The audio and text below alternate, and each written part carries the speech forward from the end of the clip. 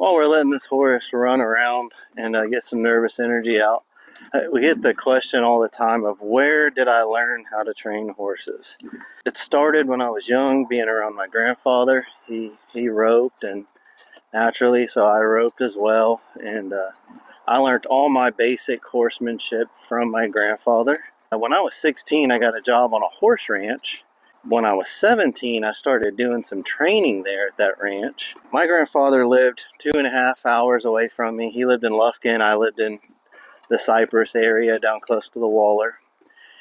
And so every day after I'd get off work, I would call him, and me and him would have 2 and 3 hour conversations every day.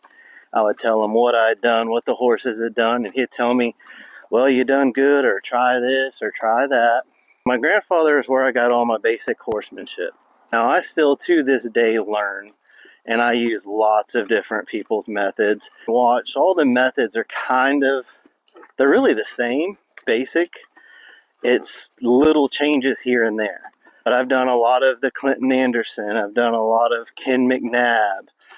When it comes to the reining, Larry Troca and Matt Mills, like those guys for the reining. But as far as the training goes, I've always watched Craig Cameron and said Ken McNabb, and there's just several of them. And I've listened to everyone. Tim Anderson is one I like, and Travis Makins. I really like Travis Makins. I'm continuing all the time to learn and to better myself, and trying everybody's ways.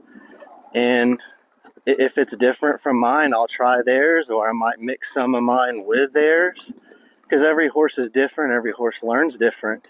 So you can never have too many things, because what might work on 100 horses might not work on the 101 horse you do. You might have to go to some other guy's method. When I'm not training, and when I'm laying in bed, I'm watching horse training videos of other trainers and constantly learning. I'm not ever going to be too old to learn. I'm never going to quit learning, and I'm never going to learn it all before I'm done. Basic horsemanship from my grandfather, and I continue to watch all these other great trainers and learn from them, and kind of clean up my method as much as I can as I go.